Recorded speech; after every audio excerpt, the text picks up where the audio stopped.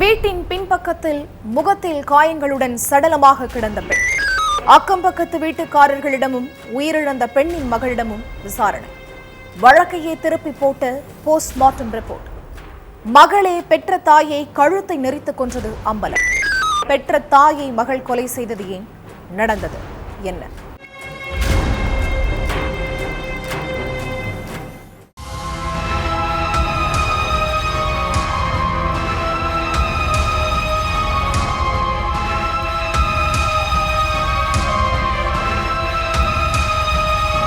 காலை நேரம் வீட்டு பின்புறத்துல பெண் ஒருத்தங்க துணி காய போட்டுட்டு இருந்திருக்காங்க. அப்போ பக்கத்து வீட்டுல உள்ள தங்கமணிங்கிற பெண் முகத்துல காயங்களோட ரத்த வெள்ளத்துல உயிரிழந்து கிடந்திருக்காங்க. இத பார்த்து ஷாக்கான அந்த பெண் போலீஸுக்கு போன் பண்ணி தகவலை சொல்லி இருக்காங்க. உடனடியா சம்பவ இடத்துக்கு வந்த போலீஸ் கொலை நடந்த இடத்தை ஆய்வு பண்ணி தங்கமணி கீழே விழுந்ததால முகத்துல அடிபட்டு உயிரிழந்திருக்கலாம்னு சந்தேகப்பட்டிருக்காங்க. அடுத்து சடலத்தை மீட்டு போஸ்ட்மார்ட்டத்துக்கு அனுப்பி வச்ச போலீஸ் பக்கத்து வீட்டு பெண் கிட்ட விசாரணை பண்ணி இருக்காங்க. அப்போ தங்கமணி எப்பவும் கழுத்துல தங்கச்சங்கிலி போட்டிருப்பாங்க, அந்த தங்கச்சங்கிலியை இப்ப காணும்னு சொல்லி இருக்காங்க. இதனால நகைக்காக தங்கமணி கொலை செய்யப்பட்டிருக்கலாம்னு சந்தேகப்பட்ட போலீஸ் பல்வேறு கோணங்கள்ல இந்த வழக்க விசாரிக்க ஆரம்பிச்சாங்க. முதல்ல தங்கமணியோட மகள் சந்தியா கிட்ட போலீஸ் விசாரணை பண்ணி இருக்காங்க.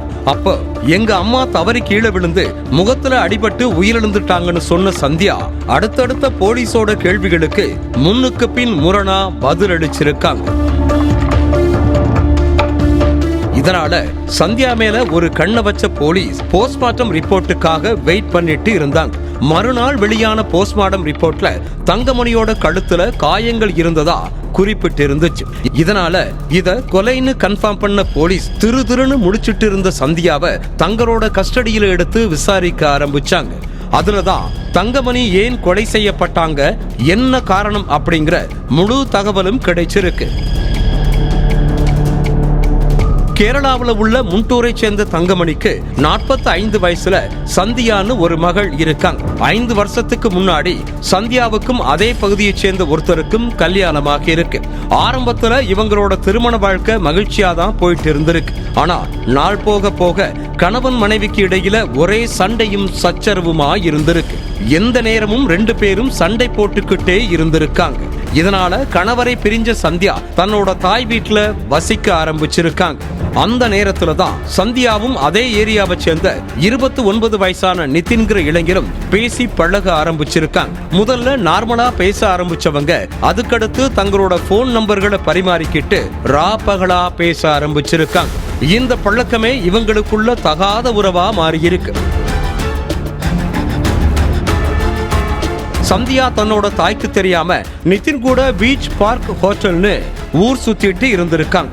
இதுக்கடையில சந்தியாவோட கள்ளக்காதல் விஷயம் தாய் தங்கமணிக்கு தெரிய வந்திருக்கு. இத கேட்டு கடும் கோபமான தங்கமணி சந்தியாவை கண்டிச்சிருக்காங்க. உன்னை விட நிதின் ரொம்ப சின்ன பையன், அவன் கூட கூச்சமே இல்லாம ஊர் சுத்திட்டு இருக்க, இந்த விஷயம் நம்ம சொந்தக்காரங்களுக்கு தெரிஞ்சா யாரும் நம்மள மதிக்க மாட்டாங்க, அதனால ஒழுங்கா நிதின் கூட பழகுறத இத்தோட நிப்பாட்டிக்கோன்னு மிரட்டி இருக்காங்க.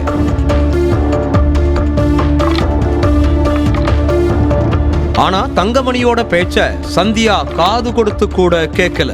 கொஞ்ச நாளைக்கு முன்னாடி சந்தியாவுக்கு போன் பண்ண நிதின், என் குடும்பத்துல ரொம்ப பண கஷ்டம் ஏற்பட்டிருக்கு, என் செலவுக்கு கூட பணம் இல்லாம நான் ரொம்ப கஷ்டப்படுறேன், உங்க வீட்டுல நகை இருந்தா எனக்கு கொடுத்து கொஞ்சம் உதவி பண்ணுன்னு கேட்டிருக்கார். இத கேட்ட சந்தியா, என்கிட்ட நகை இல்ல, எங்க அம்மா கழுத்துல அணிஞ்சிருக்கிற தங்க சங்கிலிய வாங்கி தர்றேன்னு சொல்லி இருக்காங்க. சம்பவத்தன்னைக்கு தங்கமணி கிட்ட நகைய கேட்டிருக்காங்க சந்தியா. அதுக்கு தங்கமணி, உன்னைய நம்பியெல்லாம் என்னால தங்க நகைய கலட்டி கொடுக்க முடியாதுன்னு சொல்லி இருக்காங்க. இத கேட்டு கோபமான சந்தியா தன்னோட காதலன் நிதினை போன் பண்ணி வீட்டுக்கு வர வச்சிருக்காங்க. அடுத்து 2 பேரும் சேர்ந்து தங்கமணிய சரமாரியா தாக்கி கழுத்தை நெரிச்சு கொண்டிருக்காங்க.